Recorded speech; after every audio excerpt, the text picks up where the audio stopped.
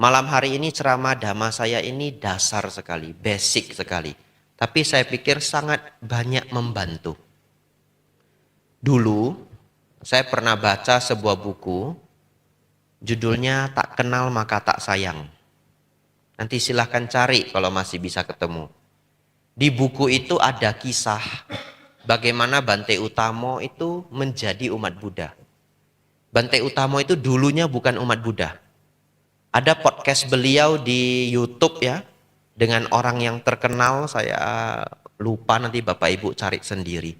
Ditanyai, Bante dulu agama apa? Bukan Buddhis. Agama apa Bante? Ya bukan Buddhis. Begitu ya, itu jawaban beliau. Ditanya sampai 3 kali. Bukan Buddhisnya apa Bante? Yang penting bukan Buddhis. 3 kali. Jadi Bante Utamo dulu bukan umat Buddha. Terus, nah Bapak Ibu nanya saya, terus dulu Bante Utamo agamanya apa? Bukan Buddhis ya. Tanya yang lain nanti ya. Ditanya 3 kali pun ya pokoknya bukan Buddhis. Bapak Ibu Saudara, ada satu pemikiran. Dan karena pemikiran ini, Bante Utamo menjadi semangat sekali menggali apa itu ajaran Sang Buddha. Salah satu pemikiran yang paling misterius adalah, nanti Bapak Ibu pulang lanjut pikirkan ya. Kenapa? Kenapa setiap orang terlahir berbeda-beda? Itu misteri yang sulit sekali dijawab Bapak Ibu. Ya. Ada orang terlahirnya laki-laki, ada yang terlahir perempuan, ada yang terlahirnya sudah berkecukupan, ada yang terlahir susahnya minta ampun, begitu ya. Ada yang terlahir gemuk, gampang gemuk, ada yang terlahir gampang kurus, ada yang terlahir makan sebanyak apapun tidak gemuk, begitu ya. Ada yang terlahir sudah makan berusaha sekali sehari, ya masih gemuk, ya ada juga. Ya. Kenapa begitu Bante? Kenapa begitu? Bapak Ibu Saudara, banyak yang berpikir bahwa setiap manusia ini dilahirkan sudah ada takdirnya. Sudah digarisi, ya, sudah ada rencananya. Dan sebagainya dan sebagainya. Dan rencana itu adalah yang terbaik dari yang terbaik. Tapi hari ini saya ajak Bapak Ibu berpikir, coba Bapak Ibu bantu berpikir. Bagaimana kalau ada seorang anak dari kecil lahir, jantungnya bermasalah, paru-paru bermasalah. Sejak lahir napasnya cuma 1/4 Bapak Ibu. Nafas susah, hidup susah, dari kecil pakai alat sedemikian rupa, tersiksa Bapak Ibu, sampai umur 3 tahun. Anak umur 3 tahun itu sudah ngerti dunia ya. Saya sendiri ingat, umur 3 tahun apa yang saya lakukan saya ingat. Walaupun tidak semua, sebagian kecil. Tapi anak umur 3 tahun itu sudah mengenal dunia. Tapi anak ini setiap hari tersiksa oleh sakitnya sejak lahir. Terus meninggal. Pertanyaan saya, baiknya ada di mana? Baiknya ada di mana? Sejak lahir, nafas susah, makan susah, hidup susah, buang air kecil susah, buang air besar susah. Terus setelah susah 3 tahun meninggal. Ada Bante baiknya. Anda mau baiknya? Enggak mau, dia saja Bante. Enggak mau kita. Betul ya? Bapak Ibu Saudara, nanti Bapak Ibu pulang lanjut renungkan. Bagian apa yang baik dari kehidupan seperti itu?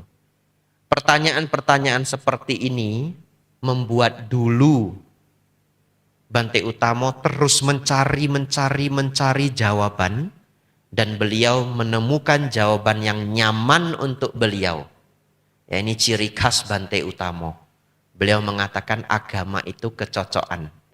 Agama itu ya nyaman, ya cocok, milik masing-masing individu. Jawaban yang paling cocok, paling nyaman untuk beliau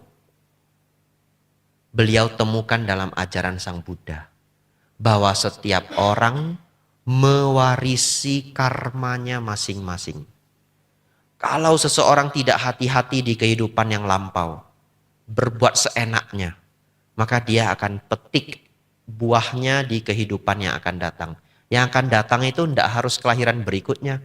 Ada orang melakukan hal buruk umur 15 tahun, umur 30 tahun dia merasakan. Umur 40 tahun dia merasakan buah. Tapi Bante, lah apa yang membuat ada anak kecil lahir tersiksa seperti itu? Apa yang membuat seperti itu? Bapak Ibu Saudara, kalau orang sudah marah, apa saja bisa dilakukan. Apalagi kalau orangnya tidak bijaksana. Saya tidak nonton berita, Bapak Ibu. Tidak nonton berita. Di wihara masih ada koran Kompas. Saya cuma lihat headline-nya yang paling depan aja. Nggak saya buka bahkan. Jadi saya setidaknya hanya tahu headline-nya. Beberapa 1 bulan yang lalu headline-nya polusi. Jadi headline-nya polusi. Saya tidak tahu hari ini headline-nya apa. Saya tidak ikuti berita. Tapi kadang-kadang kalau berita itu viral ya, sampai kelihatan saya, tapi sedikit. Ya, sedikit, tidak banyak. Itu pun Bapak Ibu tidak jarang saya melihat anak umur 4 tahun dibogem bapaknya sendiri. Itu yang paling baru. Umur 4 tahun ditinju bapaknya sendiri, dibawa ke kantor polisi. Lalu beberapa minggu yang lalu, hari ini nggak ada anak-anak ya, karena tidak begitu nyaman apa yang saya sampaikan.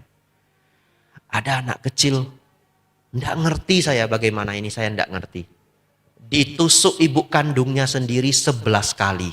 Nggak tahu hal seburuk apa anaknya sampai harus dibegitukan. 11 kali Bapak Ibu. Ibu bunuh anaknya sendiri. Mungkin alasannya banyak. Marah dengan bapaknya, marah dengan keadaan ekonomi, dan sebagainya, dan sebagainya, dan sebagainya. Ya biar lewat dulu ya. Itu. Terus aja marah Bapak Ibu. Tidak masuk akal. Seorang ibu bunuh anaknya, tidak masuk akal. Dan berita-berita itu saya yang sudah jarang nonton berita. Bapak Ibu sering nonton berita, yakin saya jauh lebih banyak hal buruk di luar sana yang Bapak Ibu tahu. Bapak Ibu Saudara, ketika seseorang marah, lalu seenaknya dengan makhluk lain. Anaknya itu ya makhluk lain, betul ya? Anak tetangga itu ya makhluk lain. Anak yang dia tidak kenal ya juga makhluk lain. Ketika dia marah, dia seenaknya. Tapi Bapak Ibu, hukum karma tidak kompromi. Betul ya? Hukum karma tidak kompromi. Di kehidupan yang akan datang dia bisa jatuh ke neraka. Bisa terlahir di alam binatang. Kalau masih ada sisa karma baik, dia terlahir di alam manusia. Sejak lahir, organnya sudah rusak semua. Kenapa? Dia yang tusuk. Betul ya? Dia yang tusuk. Bapak Ibu Saudara, jawaban seperti ini membuat dulu Bante Utamo ketika masih umat semangat sekali belajar Dhamma. Setelah mendengar ada jawaban sebaik itu. Bapak Ibu Saudara, ini informasi untuk Bapak Ibu. Kalau Bapak Ibu ketemu teman umat siapa saja, datang ke wihara, belum pernah belajar Buddha Dharma, kenalkan hukum karma. Begitu ya? Hukum karma itu adalah ajaran paling dasar dalam ajaran Sang Buddha. Kalau Bapak ingat cerita ini, ceritakan cerita ini. Suruh dia renungkan sendiri. Begitu ya?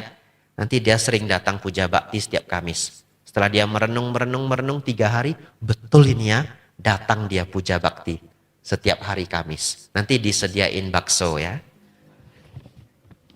Bapak Ibu Saudara, penjelasan saya tadi itu mengenai hukum karma yang basic.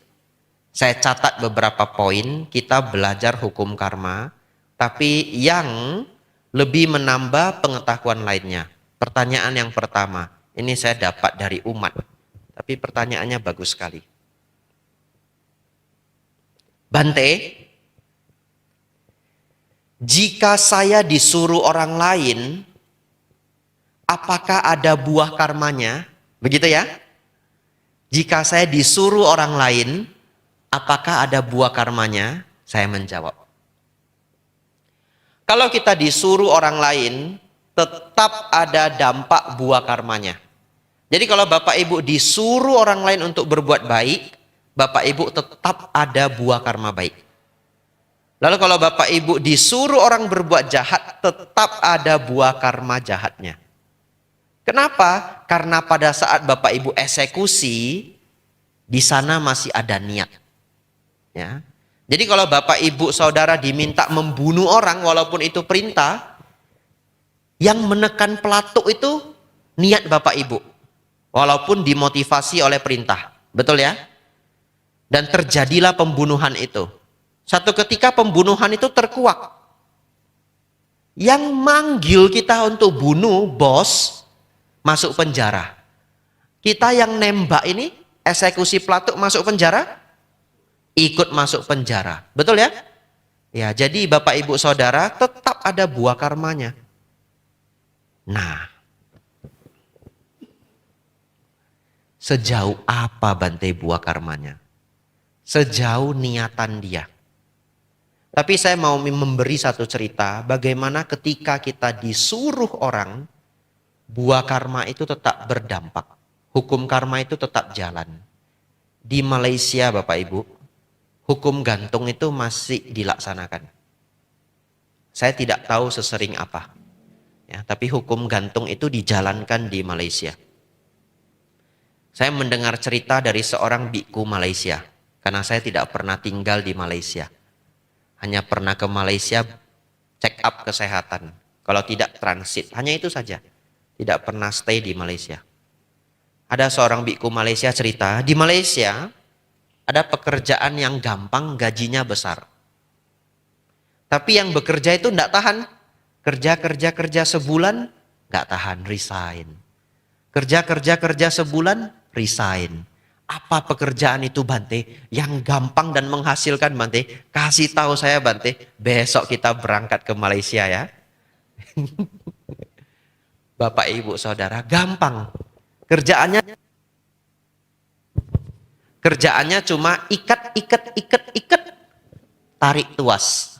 Menjalankan eksekusi hukuman mati. Jadi itu orang sudah terdakwa, sudah diputuskan duk. Hukuman mati. Bandar narkoba. Misalkan ya. Nah, datanglah ini orang yang baru melamar kerja tadi ya. Gampang. Ngapain kerja berat-berat? Ngangkat batu jadi kuli, ngapain? Kerja 9 to 5 bahasa anak muda. 9 sampai 5. Di Indonesia mana ada kantor masuk jam 9. Betul ya? 8 to 5. Jam 8 sampai jam 5. Jadi Bapak Ibu Saudara ngapain kerja keras-keras begitu? Ini gampang. Namanya work smart. Jangan work hard. Datanglah dia. Ikat. Ceklek. Orangnya meninggal. Langsung Bapak Ibu Saudara tidak nafsu makan 1 minggu. Kenapa? Gelisah. Padahal orang yang menarik tuas ini bukan umat Buddha. Tidak ada dalam pikirannya melakukan hal itu karma buruk. Karena dia bukan umat Buddha. Malahan barangkali dalam pikirannya orang itu sudah pantas dihukum. Baik dalam hukum negara maupun hukum agama. Orang yang menjalankan ini benar ini. Dari semua bulir-bulir benar. Tapi namanya orang tetap gelisah Bapak Ibu. Jeglek, nggak bisa makan. Mungkin sampai rumah buka TV yang nonton dia. Betul ya? Ini bengong, ini melihat orangnya meninggal. Saya dulu pernah melihat orang meninggal Bapak Ibu, tenggelam. Oh enggak bisa tidur sampai pagi. Beneran. Saya nginap di rumah sepupu, semuanya keluar dari kamar. Jadi kami barengan semua tidurnya di ruang tamu. Itu pun masih enggak bisa tidur. Lihat orang tenggelam. Cuma lihat orang tenggelam itu masih level rendah, ini jeglek sendiri. Bapak Ibu Saudara mungkin beberapa hari harus jeglek lagi. Setelah 3 minggu resign. Kenapa? Mungkin waktu mau narik tuas gemetar Bapak Ibu. Kenapa Bapak Ibu Saudara? Padahal dia disuruh. Betul ya? Ini orang sudah jahat perlu dihukum. Secara hukum negara benar. Secara mindset, cara berpikir dia bukan Buddhis. Ya, dia tidak merasa bersalah. Dicari, tidak ada yang salah. Tapi begitu melakukan, gelisah luar biasa. Kenapa Bapak Ibu Saudara? Karena Sang Buddha mengatakan, Dharma adalah hukum alam. Anda mau? Kalau Bapak Ibu mendapatkan mata pencaharian yang baik, yang setelah dikerjakan banyak membantu orang, maka berbahagialah Bapak Ibu Saudara. Niatnya mungkin untuk bekerja, tapi tetap akan ada dampak buah karma baik. Begitu ya. Nah, jadi Bapak Ibu Saudara, pertanyaan nomor kedua. Bante, apakah karma akan turun ke anak? Dalam Dharma Bapak Ibu Saudara, karma tidak turun ke anak. Ya, jadi barang siapa berbuat, dia bertanggung jawab. Tapi Bante, ada loh saya ketemu orang tuanya jahat. Anaknya menderita Bante, sakit-sakitan, tidak sembuh-sembuh. Ya, bisa terjadi karena masing-masing menanggung karma masing-masing. Tapi ayah dan anak itu punya jodoh karma yang dekat. Oleh karena itu mereka bisa jadi ayah anak. Ya, misalkan orang tuanya pencuri, kemudian dapat anak 2. Anak 2 ini di kehidupan yang lampau juga suka mencuri. Lalu kemudian satu ketika mereka bangkrut, kemudian merasakan duka, ekonomi sulit luar biasa. Lalu orang yang tidak bijaksana berpikir, nah itu karma orang tua turun ke anak. Sebenarnya tidak. Secara dharma, anak itu memiliki karma yang hampir lebih kurang sejenis walaupun di kehidupan yang lampau. Hari ini mereka berjodoh, tinggal di satu rumah sebagai keluarga, menjalani karma buruk masing-masing. Begitu ya Bapak Ibu Saudara. Jadi karma buruk orang tua tidak turun ke anak. Begitu pula karma baik orang tua tidak turun ke anak. Singkat saja. Bapak Ibu juga pasti akan menemukan orang yang orang tuanya buruk, anaknya baik-baik saja. Cari, pasti ketemu. Ya. Dan Bapak Ibu pasti juga akan menemukan yang orang tuanya baik luar biasa, anaknya mengalami karma buruk. Begitu ya. Jadi Bapak Ibu Saudara, masing-masing orang menjalani masing-masing karmanya.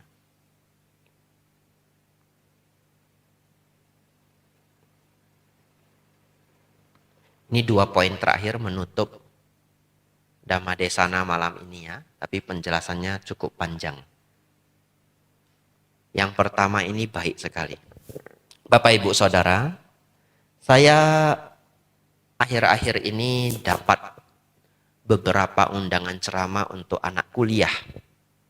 Senang sekali saya kalau ngajar anak kuliah. Ya, karena saya cukup banyak membaca buku-buku modern, tapi tidak bisa saya tuangkan. Jadi kalau pas ketemu anak-anak modern itu senang saya.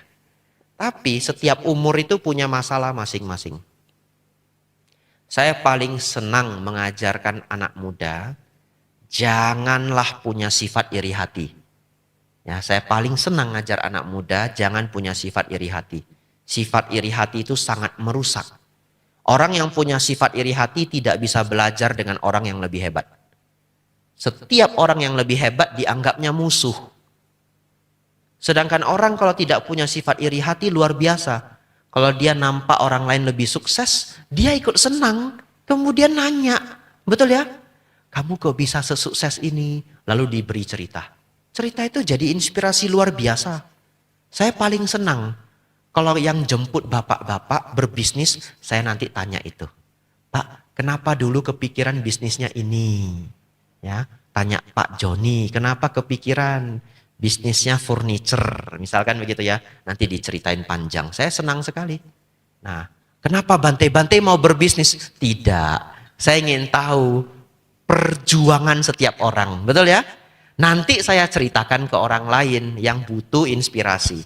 Bapak Ibu Saudara, memahami hukum karma ini menghapus sifat iri hati. Kok bisa Bante? Tidak masuk akal. Kalau orang ngerti hukum karma kemudian iri, itu tidak masuk akal. Karena dia benar-benar sudah memahami setiap orang menikmati hasil daripada usahanya sendiri. Betul ya? Jadi mau irinya di mana saya tidak ngerti. Bapak Ibu Saudara, dulu ada petinju juara dunia, Mike Tyson. Lalu ada orang yang mau iri dengan Mike Tyson misalkan, atau kepengen jadi Mike Tyson. Boleh. Tapi Bapak Ibu tahu, Mike Tyson itu setiap hari push up 2.500 kali. Sit up 2.500 kali. Bagaimana caranya? Satu set 250 kali kali 10 set. Ya, bisa. Kalau Bapak Ibu nanti latihan, laki-laki pada umumnya, mungkin perempuan juga, 50 kali satu set bisa. Kalau sudah latihan 2 bulan misalkan. Biarpun lemah, bisa. Kali 10 set. Begitu ya. Kali 10 set. Jadi Bapak Ibu, Bante saya ingin jadi Mike Tyson. Ya silahkan ya. Push up 2.500 kali. Sit up 2.500 kali. Itu hanya salah satu latihannya. Wah, tidak jadi Bante. Begitu ya. Rudi Hartono, terkenal sekali. Ya, pemain bulu tangkis legendaris. Dari kelas 4 SD, kalau saya tidak keliru, dibangunin. 4 SD. Lari 1 jam. Setiap hari. Jadi kalau itu hanya latihan awalnya, nanti sore latihan lagi. Jadi kalau dia menang begitu banyak pertandingan, mau iri di mana coba? Betul ya? Kelas 4 SD, lari 1 jam. Bangun jam 4 pagi. Bapak Ibu Saudara, waktu saya kelas 4 SD, bapak saya bangunin saya saja 1 jam. Belum lari. Ya, bangunin 1 jam. Saya setiap hari telat ke sekolah. Telat. Ditanya guru, kamu kenapa telat? Kenapa telat? Macet Bu. Macet di mana? Kamu telat bangun. Saya selalu dibegitukan. Lalu dihukum ya. Ya, Bapak Ibu Saudara. Jadi orang ngerti hukum karma, tidak masuk akal iri hati. Jadi mulai besok Bapak Ibu ya, nanti hari raya, tanggal 1 Januari, ataupun hari raya masing-masing, Bapak Ibu buka pintu. Lalu tetangga punya mobil baru. Bagus lagi, Alphard, Velfire gitu ya. Kalau orang punya iri hati bagaimana? Oh, norak sekali. Ya. Norak sekali, ganti-ganti mobil. Biasanya mobilnya simpan di gudang sana ujung. Ini pagi-pagi parkir depan rumah saya. Pikir saya enggak tahu kalau mau pamer. Pamer juga enggak usah begini caranya. Dia ngomel-ngomel sendiri 10 menit. Siapa yang ganggu dia? Cuma parkir mobil. Betul ya? Nah, itu orang iri hati. Jadi Bapak Ibu sudah belajar hukum karma. Setiap orang berusaha sendiri-sendiri. Begitu ya? Bapak Ibu buka pintu Alphard Velfire. Mudita Cita. Wah, seneng ya. Tetangga saya makmur seneng. Kalau tetangga itu makmur seneng Bapak Ibu. Kenapa? Bapak Ibu tidak nutup pagar juga sanyo nggak hilang. Betul ya? Nah makmur semua. Saya ngomong begini jadi ingat dulu sanyo hilang di belakangnya. Waduh, kebetulan yang tidak disengaja ya. Kebetulan tidak disengaja. Jadi Bapak Ibu Saudara buka pintu, tetangganya punya Alphard baru ikut seneng. Mudita Cita. Bapak Ibu liatin mobilnya. Wah bagus ya. Terus senyum-senyum sendiri ya. Praktek Mudita Cita toh? Nah senyum-senyum sendiri. Terus suaminya datang. Kamu sudah gila. Begitu ya? Tidak apa-apa. Daripada ngomel 10 menit ya. Bapak Ibu Saudara, belajar memahami dharma. Ngerti hukum karma. Tidak bisa iri hati. Tidak masuk akal iri hati itu.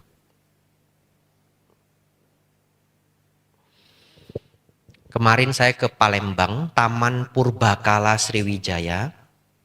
Saya melihat bunga berwarna ungu. Dulu sudah saya pernah ceritakan. Tapi saya ceritakan pas Damaklas. Ini puja bakti. Saya lihat yang hadir puja bakti itu komposisinya tidak semua sama dengan yang Damaklas. Jadi cerita ini baik sekali saya ceritakan lagi. Di Thailand dulu, putrinya Raja Thai itu pernah datang ke Indonesia. Jalan-jalan, tapi kunjungan formal. Sebegitu putri ini datang ke Indonesia, keliling melihat banyak hal, dia senang dengan satu hal. Bunga berwarna ungu. Lalu dia minta bunga itu. Tentu Indonesia pasti ngasih. Ya, cuma minta bunga dikasih, silahkan. Lalu putri raja ini bawa pulang, dia tanam di istana kerajaan. Bunga ini selalu harus diberi air. Hidupnya di atas air. Satu ketika banjir Bapak Ibu. Bunga ini lepas. Bunga ini bahasa Thai namanya patok cawa. Ada kata Jawanya, patok cawa. Bunga ini lepas Bapak Ibu pergi ke sungai.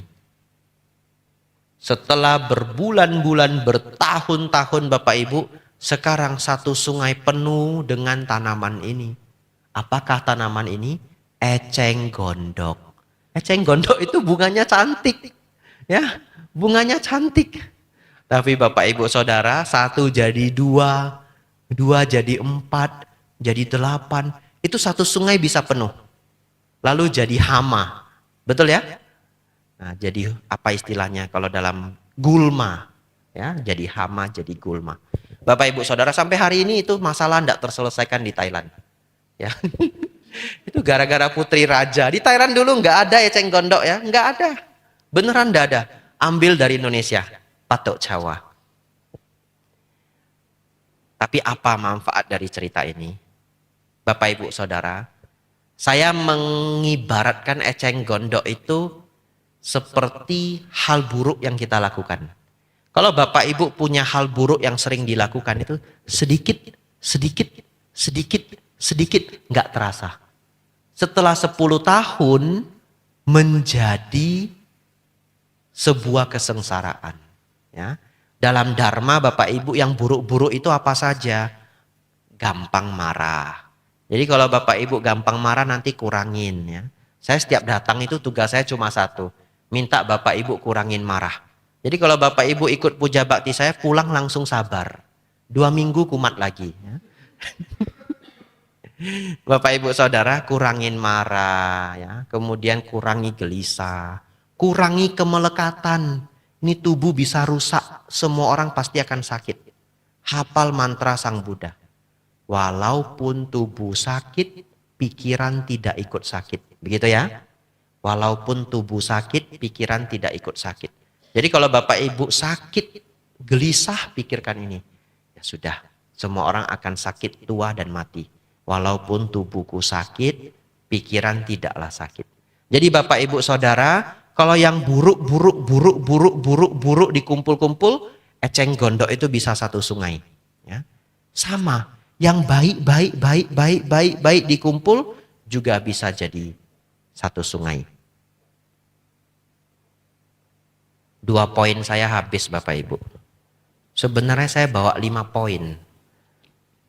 Tadi takutnya kepanjangan ceramahnya. Mau ditutup yang kelima? Masih semangat ya? Ini bagus ini Bapak Ibu. Belum pernah saya bawa di Solo. Ya. Ceramah di Wihara Dharma Sundara bagi saya itu sulit. Karena bahan saya sudah habis semua di sini. Jadi saya itu keliling-keliling dulu sampai dapat inspirasi baru balik sini. Begitu ya? Lah bahannya sudah habis. Kapan habis Bante? Tak habiskan tahun lalu 3 bulan di sini habis sudah.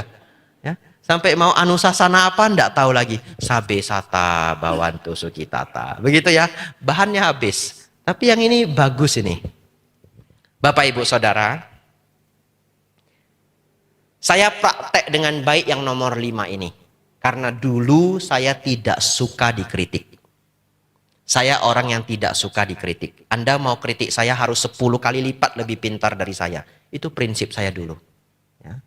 Tapi saya praktekkan yang nomor 5 ini karena sangat bermanfaat. Di dalam Manggala Sutta, Sang Buddha mengatakan ini. Ini ilmu mahal ini. Iya, ini ilmu mahal. Biarpun sederhana, ini ilmu mahal. Jadilah orang yang mudah dinasehati. Sederhana. Jadi Bapak Ibu Saudara tahu, kalau saya dapat nasihat apalagi orang yang lebih tua dari saya. Di atas saya 20 tahun, di atas saya 30 tahun. Nasihat yang dia berikan, apakah biku, apakah dia samanera, apakah dia umat Buddha. Itu saya tanggapi dengan sangat serius. Beneran. Ya, jadi kalau ada yang umurnya lebih senior ya, memberi nasihat, kadang nasihatnya ke orang lain saya kedengeran. Begitu pulang ke wihara itu beneran saya renungkan, saya renungkan, saya renungkan. Kenapa? Karena orang pintar belajar dari kesalahan dirinya. Orang bodoh tidak belajar bahkan dari kesalahan dirinya. Orang pintar belajar dari kesalahan dirinya sendiri. Orang bijaksana belajar dari kesalahan orang lain. Betul ya? Jadi tidak usah capek ngambil semua nasihat orang. Bapak Ibu Saudara, saya beri contoh. Kalau kita naik pesawat, sebelum terbang itu dikasih nasihat sebenarnya. Namanya pengumuman. Betul ya? Pramugari atau pramugara itu tunjukin gimana cara pakai seat belt. Sederhana. Sederhana. Nah, Bapak Ibu Saudara, kadang-kadang ada yang bandel juga. Dia males pakai seat belt. Terus dia tutupi seat belt itu dengan kain, dengan tas, dengan apa saja. Itu pramugari tidak kelihatan. Jadi kalau pramugari lagi sibuk-sibuknya penumpang penuh, itu lewat aja. Dan orang ini mungkin merasa berhasil sekali ya. Saya berhasil tidak pakai seat belt. Tapi Bapak Ibu tahu kenapa di pesawat itu harus pakai seat belt? Karena kalau Bapak Ibu naik mobil, nabrak pohon misalkan, itu terbangnya ke depan. Tidak begitu fatal. Ya, kalau tidak terlalu kencang ya paling kejedot. Tapi kalau pesawat Bapak Ibu, itu bisa begini, gerebuk ke bawah. Kalau ini turun ke bawah, apa yang terjadi pada penumpang? Naik ke atas Bapak Ibu. Kalau nggak diikat, lehernya patah. Nggak kepikiran toh? Karena kita menganggap seperti naik mobil, ngapain seat belt? Kalau ngerem mendadak pun kejeduk. Kapan pesawat ngerem mendadak? Betul ya? Pesawat itu turun begini aja, 2 meter aja gedebuk begini, kita terbang ke atas Bapak Ibu. Leher ini patah.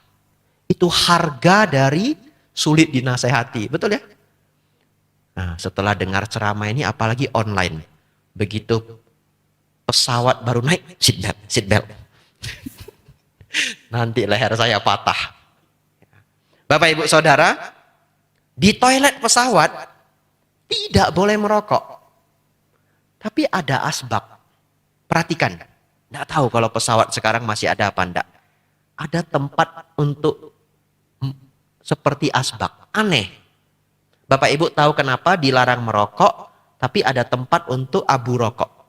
Itu karena kalau ada orang sangat bandel, sulit dinasehati, keras kepala, merokok juga, padahal sudah diancam dengan undang-undang,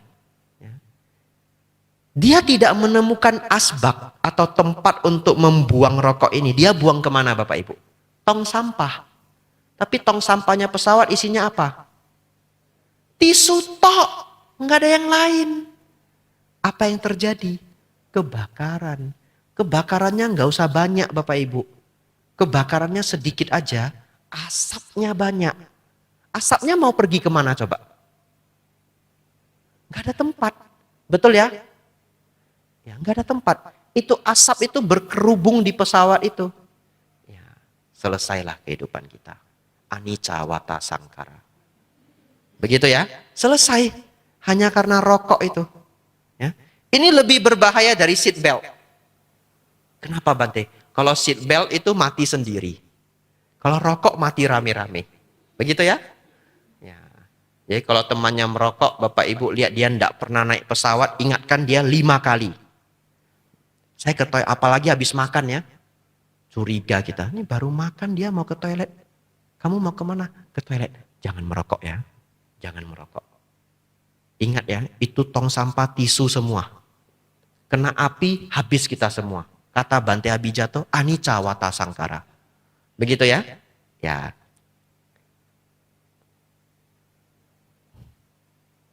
Ada berita Asiana Airlines.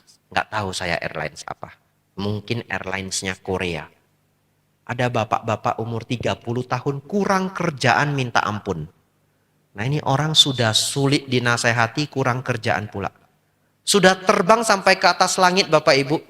Pintunya pesawat dia buka. Iya.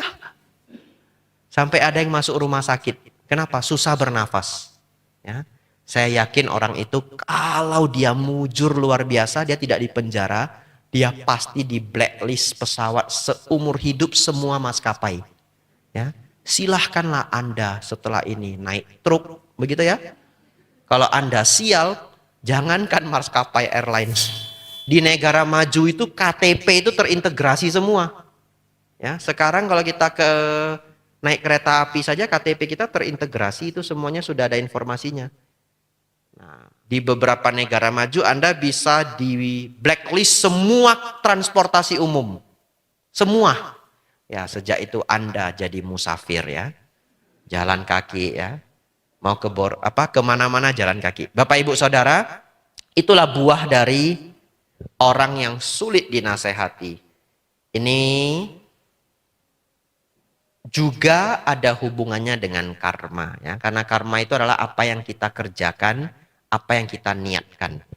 Ini nasihat saya terakhir Bapak Ibu untuk puja bakti malam hari ini. Jadilah orang yang mudah dinasehati. Kalau Bapak Ibu dapat nasihat kemudian marah, diam saja.